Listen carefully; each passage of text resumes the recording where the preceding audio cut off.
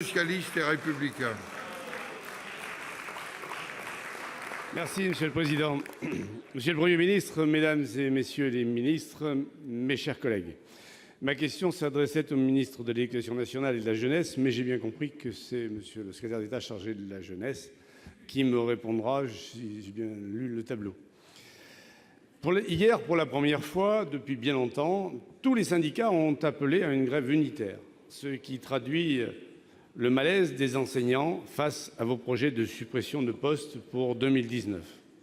Alors que les effectifs vont continuer à augmenter au collège et au lycée de 30 000 élèves pour cette rentrée, de 40 000 pour chacune des deux suivantes, vous supprimez 2 650 postes d'enseignants dans l'enseignement secondaire public, 550 dans l'enseignement secondaire privé, 400 emplois administratifs et techniques, 50 emplois dans l'enseignement technique agricole.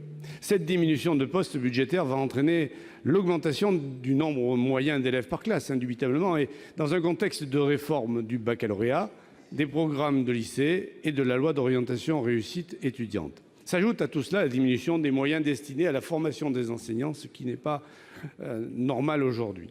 La seule mesure positive de votre budget, c'est l'octroi d'une prime de 2 000 € pour les enseignants des REP+, mais ce n'est que l'application mécanique de l'accord parcours professionnel carrière et rémunération conclu par le précédent gouvernement. En primaire, les enseignants non plus ne sont pas dupes. Les postes créés en 2019 ne permettront même pas d'assurer la moitié des dédoublements de classes de CP et CE1 en REP+, non encore assurés. Pour honorer cet objectif, il en aurait fallu au moins 4 000, quand vous en créez seulement 1 800. Monsieur le ministre, monsieur le secrétaire d'État, vos orientations budgétaires sont contradictoires avec les réformes que vous avez déjà engagées.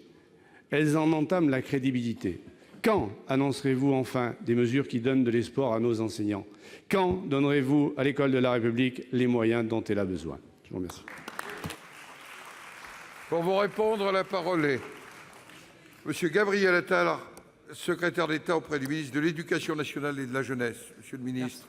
Merci, Monsieur le Président, Mesdames et Messieurs les sénateurs. Monsieur le sénateur Magnier, je vous prie d'abord d'excuser l'absence de Jean-Michel Blanquer, qui est justement à l'Assemblée nationale en train de défendre le budget pour l'éducation nationale, qui est un budget qui donne les moyens à notre système éducatif de fonctionner et qui investit dans notre système éducatif avec, je le rappelle, 850 millions d'euros supplémentaires de budget prévus pour 2019. Et nous donnons du sens à ce budget supplémentaire. Quel est l'objectif qu'on poursuit depuis 2 ans pour l'école? Renforcer le premier degré. Renforcer l'accès de nos élèves à un encadrement de qualité dans le premier degré pour leur permettre de lire, d'écrire, de compter et de savoir respecter autrui quand ils en sortent. Ça s'est traduit par des créations de postes. Et moi, j'entends ce que vous avez dit, mais les faits sont là. 60 000 élèves de moins depuis 2 ans. Si on avait mathématiquement appliqué les règles qui s'appliquent pour les suppressions de postes, on aurait dû supprimer 3 000 classes. On a créé 8 200 postes depuis 2 ans. Ça montre bien que l'investissement est là et que la baisse démographique n'entame pas l'encadrement, le taux d'encadrement des élèves partout en France, et y compris dans les secteurs ruraux qui sont notamment renforcés. Alors, on poursuit avec ce budget. Vous parliez du mouvement social qui a eu lieu hier. Effectivement, il y a eu un mouvement social, et comme tous les mouvements sociaux, il faut les écouter. Il y a eu 10% de grévistes. J'entends que c'est énorme.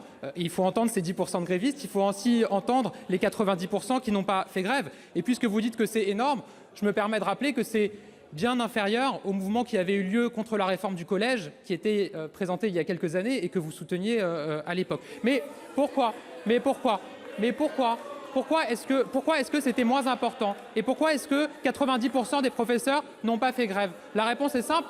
C'est que quand on renforce le premier degré, quand on permet aux jeunes de lire, écrire, compter et respecter autrui quand ils entrent au 6e, on fait du bien au second degré. Et oui, les professeurs du second degré, je peux vous dire que quand vous discutez avec eux, ils vous disent qu'effectivement, il peut y avoir une variation d'1 ou 2 élèves en plus ou en moins sur leur classe. Il faut conclure. Mais que l'important pour eux, c'est que les élèves sachent lire, écrire, compter et respecter autrui en entrant au 6e, que c'est ça le cœur de la priorité pour eux. Et c'est pour ça qu'on se bat avec ce budget en hausse de 850 millions d'euros. Je vous remercie.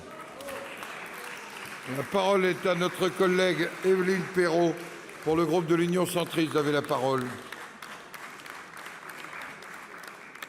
Monsieur le